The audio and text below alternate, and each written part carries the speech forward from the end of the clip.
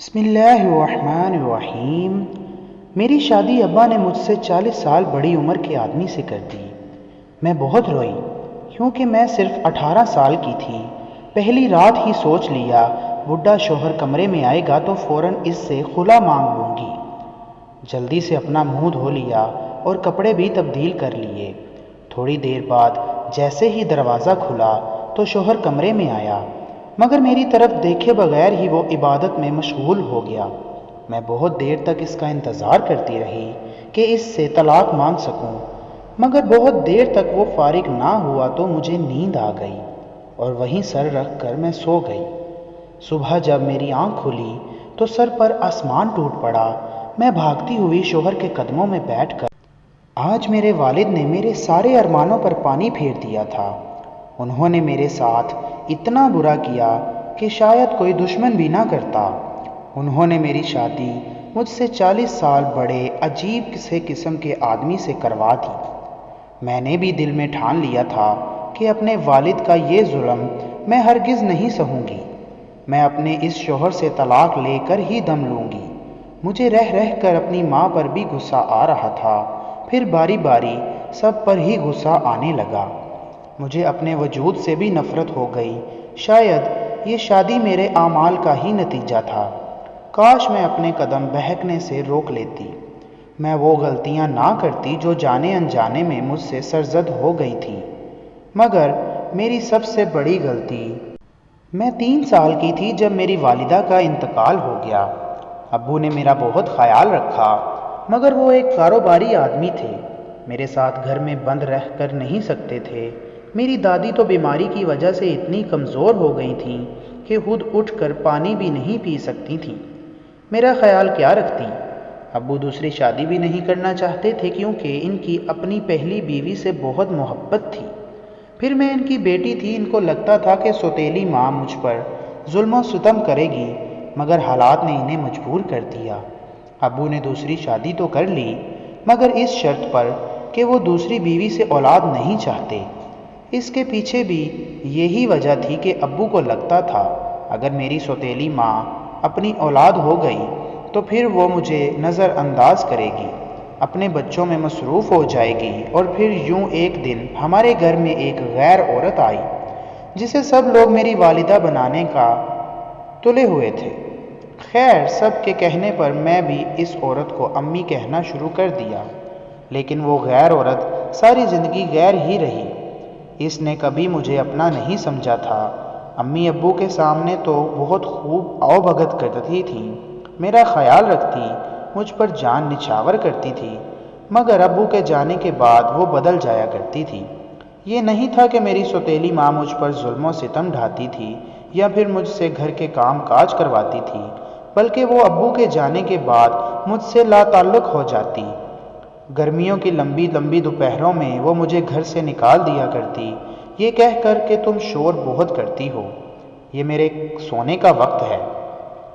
پہلے پہل تو میں پریشان ہو جایا کرتی تھی، مگر پھر میں نے اپنی ہی اہم عمر لڑکیوں کا گروپ تلاش کر لیا جو میری طرح دوپہر میں گھر میں بیٹھا کرتی تھی۔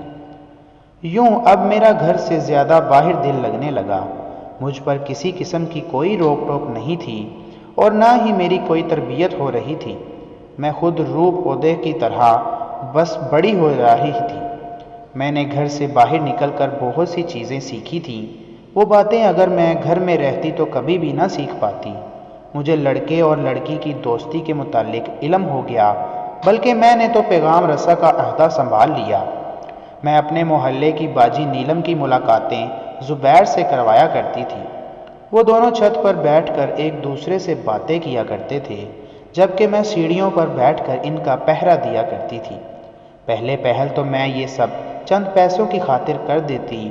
باجی نیلم مجھے 10 روپے دیا کرتی، مگر پھر میں خود یہ ملاقاتیں مجھے اچھی لگنے لگی۔ میرا بھی دل کرتا تھا کہ کاش کوئی لڑکا ایسا ہو جو بلا خوب و تر مجھ سے میرے گھر کی چھت پر ملنے چلا آئے۔ یہ وہ باتیں تھیں جو میں گھر کی 4 دیواری میں رہ کر کبھی نہ سیکھتی۔ خیر، میں نے جوانی کی دہلیز پر قدم رکھا تو مجھے بھی ایک عاشق مل ہی گیا۔ زبیر نامی لڑکا میرے آگے پیچھے پھرتا رہتا، پھر اس نے میری دوستوں کے ذریعے دوستی کا پیغام پہنچایا جو میں نے جھٹ سے قبول کر لیا۔ مجھے نہیں پتا تھا کہ دوستی مجھے کس بند گلی میں لے جائے گی۔ میں نے تو خود سے بڑی محلے کی کئی لڑکیوں کو دوستیاں کرتے دیکھا تھا۔ میرے کچے ذہن میں یہ بات بیٹھ چکی تھی کہ جوانی تک پہنچتے پہنچتے ہر لڑکی کا کوئی نہ کوئی دوست ضرور ہوتا ہے۔ پھر زبیر اور میں سب سے چھپ چھپا کر ملنے لگے۔ ہم دونوں اپنی اس محبت میں بہت آگے نکل گئے تھے۔ مجھے علم نہیں تھا کہ میری محبت کی کم عمر اتنی کم نکلے گی۔ ایک دن زبیر مجھے ملنے آیا تو امی چھت پر کپڑے ڈالنے آئی تھی۔ انہوں نے میرے ساتھ لڑکے کو دیکھا تو واویلا ڈال دیا۔ انہوں نے محلہ اکٹھا کر لیا۔ زبیر تو بھاگ گیا مگر میں وہاں لوگوں کی لان تان سننے کے لیے کھڑی رہ گئی۔ مجھے حیرت تو اس بات کی تھی، مجھے وہ لوگ بھی برا بھلا کہہ رہے تھے جن کی اپنی بیٹیاں بھی اسی راستے کی مسافر تھیں۔ جب ابو گھر واپس آئے تو امی نے انہیں ساری بات بہت بڑھا چڑھا کر بتائی۔ ابو نے اس دن زندگی میں مجھ پر پہلی بار ہاتھ اٹھایا۔ میں بلک بلک کر رو رہی تھی۔ انہوں نے حکم سنا دیا کہ آج کے بعد میں گھر سے باہر قدم نہ رکھوں۔ میں نے یہ بھی سہ لیا۔ مجھے علم تھا کہ ایک نہ ایک دن تو اس گھر سے قدم باہر نکالنے کا موقع مل ہی جائے گا۔ پھر میں کبھی اس دہلیز پر لوٹ کر نہیں آؤں گی۔ مگر میں نے یہ نہیں جانتی تھی کہ ابو میرے لیے کچھ اور ہی سوچے ہوئے ہیں۔ انہوں نے امی سے کہہ دیا کہ اپنے رشتہ داروں میں میری بیٹی کا رشتہ ڈھونڈو، مگر ان سے یہ بات چھپا لینا، نہیں تو میں کسی سے آنکھ ملانے کے قابل نہیں رہوں گا۔ امی نے کمال پھرتی دکھائی اور ایک ہفتے کے اندر اندر اپنے ایک رشتہ دار کا رشتہ میرے لیے لے آئیں۔ جب مجھے یہ بات پتہ چلی تو میں نے بہت واویلا مچایا۔ میں بولی اگر میری شادی کرنی ہی ہے تو زبیر سے کر دیجئے۔ ابو غصے سے بولے اب میں تمہاری شادی اس بدماش سے کروا دوں؟ پورے محلے کی ناک میں اس نے دم کیا ہوا ہے، کام دھندہ تو کرتا نہیں، تو پھر تمہیں کیا بھیک مانگنے کے لیے بھیجا کرے گا؟ پھر بس مجھے اتنا معلوم ہے کہ میری اور امی کی اس جنگ میں امی جیت گئی تھیں۔ ابو ان کے ساتھ ملے ہوئے تھے۔ انہوں نے میری محبت کو مجھ سے دور کر دیا اور ایک انجان شخص سے میری شادی کر دی۔ میں شادی کی رات گھر سے بھاگ کر جانا چاہتی تھی مگر زبیر نے مجھے منع کر دیا اور بولا میری اور تمہاری محبت کا قصہ کھل چکا ہے، اب اگر تم گھر سے بھاگی تو مجھ پر شک جائے گا۔ میں رونے لگی اور بولی مگر زبیر میں تمہارے بغیر نہیں رہ سکتی۔ زبیر بولا میری حالت بھی کچھ ایسی ہی ہے۔ پھر اس نے مجھے ایک منصوبہ بتایا۔ وہ کہنے لگا اس منصوبے پر عمل کر کے تم مجھ تک پہنچ جاؤ گی۔ میں نے اس کی بات مان لی۔ یوں میں امی کے رشتہ دار کے گھر بیاہ کر چلی گئی۔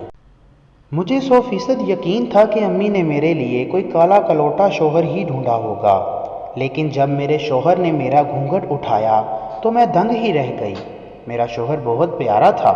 میں نے دل ہی دل میں سوچا کہ اگر میں زبیر سے محبت نہ کرتی ہوتی تو یہ رشتہ میرے لیے بہت اچھا رہنے والا تھا۔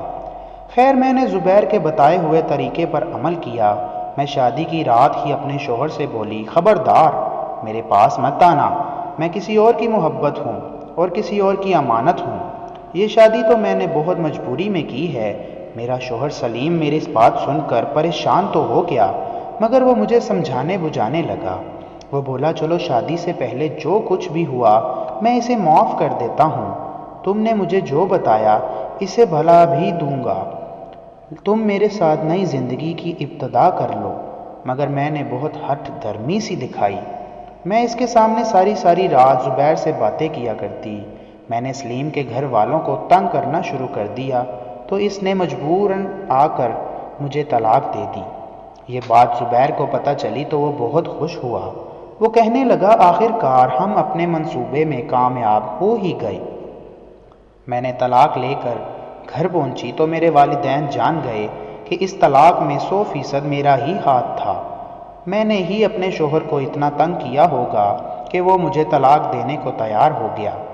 اب میں زبیر سے کہا کہ تم میرے لیے رشتہ لے آؤ۔ میری عدت تو یوں ہی ہو چکی تھی۔ زبیر کہنے لگا رشتہ بھی لے آؤں گا، اتنی بھی کیا جلدی ہے، تم پہلے اپنے والدین کا غصہ ٹھنڈا ہو جانے دو، تب تک تم مجھ سے مل جایا کرو۔ میں امی کے ہزار منع کرنے کے باوجود گھر سے بنا بتائے نکل جاتی اور زبیر سے ملنے چلی جاتی۔ خیر، مجھے نہیں معلوم تھا کہ میرے والدین نے میرے لیے کیا سوچ رکھا ہے۔ ایک دن ابو بولے، بیٹا تیاری کرو، آج تمہارا نکاح ہے۔ میرے سر پر تو جیسے آسمان ہی ٹوٹ پڑا۔ میں بولی، یہ کبھی نہیں ہو سکتا۔ جب ابو بولے، تم کیا سمجھ رہی تھی کہ میں تمہاری کرتوتوں سے ناواقف ہوں؟ مجھے علم ہے تم نے میرا نام ڈبونے میں کوئی کسر نہیں چھوڑ رکھی۔ یوں میرے لاکھ بار منع کرنے کے باوجود بھی میری شادی ابو کے لائے ہوئے آدمی سے کر دی گئی۔ میرے دولہے نے جب میرا گھونگھٹ اٹھایا تو میرا دل خون کے آنسو رونے لگا۔ وہ میرے ابو سے فقط 3-4 برس ہی چھوٹا لگ رہا تھا۔ میں نے پھر سے اپنے اس شوہر کو اپنی محبت کا واقعہ سنا دیا، مگر اس نے میرے منہ پر تھپڑ دے مارا۔ یہ شوہر پہلے شوہر کے مختلف تھا، یہ مجھ پر ہاتھ بھی اٹھاتا تھا۔ میں اس سے تنگ آ گئی کہ گھر سے ہی بھاگ چلوں۔ ابو کے گھر آئی تو انہوں نے مجھے پھر سے میرے شوہر کے گھر بھیج دیا۔ میں بہت بری طرح پھنس چکی تھی۔ خیر، میں نے اس سے اپنی جان چھڑانے کی بہت کوشش کی۔ ایک دن میں نے ایک چالاکی کی۔ جب میرے شوہر کے گھر آنے کا وقت ہو گیا تو میں نے زبیر کو گھر پر بلا لیا۔ ہم دونوں صحن میں بیٹھے باتیں کر رہے تھے، تب ہی میرا شوہر گھر واپس آیا۔ وہ یہ سب دیکھ کر بہت پریشان ہوا۔ اسے لگا کہ میں تو شاید اس کی غیر موجودگی میں روز ہی اس کو گھر بلاتی ہوں۔ میرے شوہر نے طیش میں آ کر مجھے طلاق دے دی اور گھر سے نکال دیا۔ میں بے انتہا خوش تھی۔ میں نے زبیر کو اپنے سر کی قسم دی کہ تم میرا رشتہ بہت جلدی بھیج دینا۔ وہ بولا، تم فکر نہ کرو، اس بار تمہاری شادی صرف مجھ سے ہی ہوگی۔ میں بے انتہا خوش تھی۔ طلاق لے کر پھر سے گھر گئی تو میری امی کے سینے پر سانپ لوٹنے لگے۔ میں ان کی طرف دیکھ کر کہنے لگی، میں بولی، امی، مجھ سے آپ کی جان نہیں چھوٹنے والی۔ ابو کو جب میری طلاق کا علم ہوا تو وہ دل برداشتہ ہو گئے۔ میں نے سنا ایک دن میری امی ابو سے کہہ رہی تھی کہ تمہاری بیٹی یوں ہی تمہاری ناک کٹواتی رہے گی، اس کی شادی اس شخص سے کر دو جس سے یہ کرنا چاہتی ہے۔ میں نے جھٹ سے زبیر کو فون کیا۔ میں بولی، زبیر، تم میرا رشتہ لے آؤ۔ اس بار تو میرے گھر والے بھی مان گئے ہیں۔ وہ بولا، ٹھیک ہے، میں تمہارا رشتہ لے آؤں گا۔ یوں زبیر کا رشتہ میرے لیے آ گیا۔ ابو بولے، میں چاہتا ہوں کہ یہ شادی جلد از جلد ہو جائے۔ مجھے بھلا کیا اعتراض ہو سکتا تھا؟ یوں میری شادی زبیر سے ہو گئی۔ میرا نکاح وغیرہ پڑھا دیا گیا، مگر مجھے اپنی سوتیلی ماں پر بہت غصہ آ رہا تھا۔ نہ جانے وہ مجھ سے کس بات کا بدلہ لے رہی تھی۔ اس نے رخصتی سے پہلے مجھے اور زبیر کو ایک ساتھ بٹھا کر تصاویر بھی نہیں بنانے دی۔ پھر رخصتی کا شور اٹھا اور میں گاڑی میں جا بیٹھی۔ ایک بڑی سی عمر کا شخص آ کر میرے پہلو میں بیٹھ گیا۔ میں حیرت زدہ تھی کہ آخر زبیر کہاں رہ گیا، اس کا والد میرے ساتھ کیوں بیٹھا ہے؟ خیر، میں نے اپنا منہ بند رکھا۔ مجھے اصل صدمہ تو تب پہنچا جب ہماری گاڑی محلے سے نکل گئی۔ میں ادھر ادھر دیکھنے لگی۔ زبیر تو اس محلے میں رہتا تھا، پھر مجھے کہاں لے جایا جا رہا تھا؟ مجھے کچھ بھی سمجھ نہیں آ رہا تھا۔ گاڑی اب بڑی سڑک پر تیز رفتاری سے چلنے لگی۔ تب ہی میں نے ہمت کر کے پوچھ لیا کہ ہم کہاں جا رہے ہیں؟ میرے پہلو میں بیٹھا شخص بولا، تم میرے گھر جا رہی ہو، بیاہ کر۔ اور کہاں جانا ہے تم نے؟ ہمارے گھر کی عزت بن چکی ہو اب تم۔ زمین اور آسمان کی گردش ایک لمحے کے لیے رک سی گئی۔ میں ہکا بکا سی بیٹھی رہ گئی۔ یہ شخص دیکھنے میں مجھ سے تقریباً 40 سال بڑا تھا۔ یہ تو میرے ابو سے بھی زیادہ بڑا تھا۔ میرے رونگٹے کھڑے ہو چکے تھے۔ آخر میرے ساتھ میرے ابو نے یہ کیسا کھیل کھیلا تھا؟ میری آنکھوں سے آنسو بہنے لگے۔ یہ گاڑی ایک بہت بڑی حویلی کے سامنے جا کر رکی۔ میرا ہاتھ تھام کر مجھے گاڑی سے نکالا گیا، پھر مجھے سجے سجائے کمرے میں لے جا کر بٹھا دیا گیا۔ میں ابھی تک حواس میں نہیں لوٹی تھی۔ میرے باپ نے میرے ساتھ کتنا بڑا ظلم کیا۔ اس نے اس بار بھی مجھے دھوکہ دیا۔ میں پھوٹ پھوٹ کر رونے لگی۔ میرا ماضی فلم کی طرح میری آنکھوں کے سامنے چل رہا تھا۔ میری زندگی میرے والدین کے دھوکوں سے بری پڑی تھی۔ آج مجھے اپنی امی پر بہت غصہ آ رہا تھا۔ کاش اس نے اپنی دوپہر کی نیند کی خاطر مجھے گھر سے نہ نکالا ہوتا۔ کاش اس نے مجھے ایک بن ماں کی بچی سمجھ کر میری تربیت کر دی ہوتی۔ کاش اس نے مجھے صحیح اور غلط کی تمیز کرنا سکھائی ہوتی۔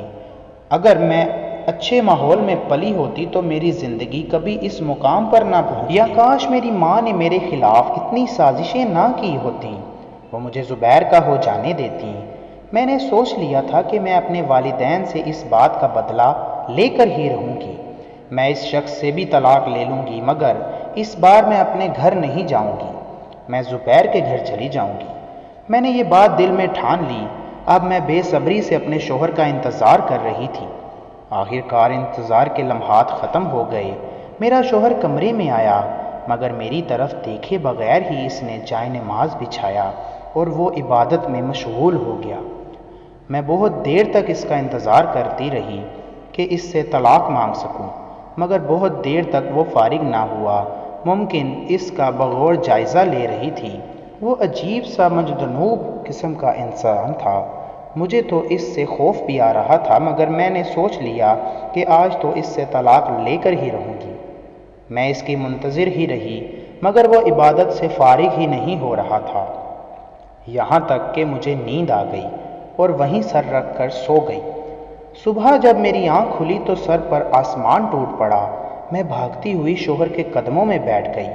میں نہیں جانتی تھی کہ اس ایک رات میں اتنا کچھ ہو جائے گا۔ میں گہری نیند سو رہی تھی جب میرے کانوں میں میرے شوہر کی آواز گونجی۔ وہ کہہ رہا تھا، مرد مجبور نہیں ہوتا۔ تب میں جاگ اٹھی۔ میرے حواس بحال ہوئے تو میں نے سر اٹھا کر دیکھا۔ کمرے میں نیم اندھیرا تھا۔ کمرے کا دروازہ آدھا کھلا تھا۔ میرا شوہر کمرے سے باہر دروازے کے بالکل ساتھ ہی بیٹھا ہوا تھا۔ اس کے ارد گرد بہت سے لوگ سر جھکا کر بیٹھے تھے۔ میری ہم عمر ایک لڑکی بھی میرے شوہر کے سامنے بیٹھی ہوئی تھی۔ وہ سسک سسک کر کہنے لگی، پیر صاحب میرا منگیتر سچا ہے، وہ مجھ سے بہت محبت کرتا ہے، بس مجبور ہے۔ میرے شوہر کی آواز سنائی دی۔ وہ بولا، کیا مجبوری ہے اس کی؟ وہ لڑکی بولی، شادی کی تاریخ لینے کے لیے اپنے والدین کو بھیجنا چاہتا ہے، مگر وہ نہیں مانتے۔ میرا شوہر بولا، وہ جھوٹ کہتا ہے، اس کے والدین مان جائیں گے اگر وہ ضد کرے گا۔ سچ تو یہ ہے کہ اس رشتے کے لیے اس کا اپنا دل ہی نہیں مان رہا، تب ہی تو وہ ٹال مٹول سے کام لے رہا ہے۔ تم اس کے چنگل سے باہر نکل آؤ، نہیں تو ساری زندگی اس کے ہاتھوں سے دھوکہ کھاتی رہو گی۔ اپنے شوہر کے الفاظ سن کر نہ جانے میرے دل کو کیا گھبرانے لگا۔ ایسا لگ رہا تھا جیسے وہ یہ الفاظ میرے لیے کہہ رہا ہو۔ وہ لڑکی اٹھ کر چلی گئی۔ تب ایک بوڑھی عورت میرے شوہر کے سامنے آ کر بیٹھی۔ وہ بولی، پیر صاحب، میں پیر صاحب لفظ میں الجھ کر رہ گئی ہوں۔ پھر مجھے جیسے جھٹکا لگا تھا، میں جلدی سے اٹھی اور اپنے پرس سے اپنا چھوٹا سا موبائل نکالا۔ اس پر زبیر کے بہت سے میسیجز آئے ہوئے تھے۔ اس نے لکھا تھا، ماہرہ، میں نے اپنی والدہ سے بات کی تھی، وہ تمہارا رشتہ لے کر جائیں گی، مگر وہ نہیں مان رہی۔ وہ کہتی ہیں کہ زبیر، تم میں کس چیز کی کمی ہے جو 2 بار طلاق یافتہ لڑکی سے تمہاری شادی کروا دوں؟ لیکن تم فکر نہ کرو، میں انہیں منا لوں گا۔ تم پلیز کل مجھے ملنے آ جانا۔ میرے رونگٹے کھڑے ہو گئے۔ پھر اس کے ڈھیروں میسیجز آئے جن میں وہ میری منت سماجت کر رہا تھا کہ ایک بار اس سے مل لوں۔ وہ میرے ساتھ مل کر مستقبل کی پلاننگ بنانا چاہتا ہے۔ کل سے میں نے ایک بار بھی موبائل اٹھا کر نہیں دیکھا۔ اگر میں نے دیکھ لیا ہوتا تو اس سے ضرور ملنے چلی جاتی۔ خیر، میں نے زبیر کو فون کیا۔ وہ میرا وجود تھر تھر کانپ رہا تھا۔ میں اٹھ کر باتھ روم میں چلی گئی۔ میں بولی، گھٹیا کمینے انسان، تم نے پیار کے نام پر میری زندگی برباد کر دی۔ میں تمہیں کبھی معاف نہیں کروں گی۔ تم میری معصومیت کا فائدہ اٹھاتے رہے۔ زبیر ہنسنے لگا اور بولا، معصوم وہ بھی تم؟ جو لڑکی اپنے والدین کی نظروں میں دھول جھونک سکتی ہے وہ معصوم نہیں ہو سکتی۔ تم ایک غیر محرم سے ملتی رہی ہو، تم کیا معصوم ہو؟ ہرگز نہیں۔ تم نے میرے کہنے میں آ کر کئی دفعہ اپنے شوہر کو دھوکہ دیا، تو کیا تم اپنے کسی دوسرے عاشق کے کہنے پر مجھے دھوکہ نہیں دے سکتی؟ ہاں، یہ سچ ہی ہے کہ میں تو کبھی بھی تم سے شادی کرنا نہیں چاہتا تھا، میں تو فقط تمہارے ساتھ وقت گزاری کر رہا تھا۔ تمہیں شاید معلوم ہو یا نہ ہو، جب پہلی دفعہ تمہاری طلاق ہوئی تھی تب تمہارا باپ میرے پاس آیا تھا، وہ میرے سامنے ہاتھ چھوڑ رہا تھا۔ اس نے مجھ سے کہا میری بیٹی سے شادی کر لو۔ میں نے اسے دھتکار دیا۔ میں بولا میں تمہاری طلاق یافتہ بیٹی سے شادی نہیں کر سکتا۔ میں زبیر کی باتیں سن کر تھر تھر کانپنے لگی۔ میں وہیں بیٹھ کر پھوٹ پھوٹ کر رونے لگی، یہاں تک کہ میری ہچکی بند ہو گئی۔ تب فجر کی اذان کی جانب گونجنے لگی۔ میں نے اپنے آنسو صاف کیے اور باہر نکل آئی۔ تب تک لوگ آ چکے تھے۔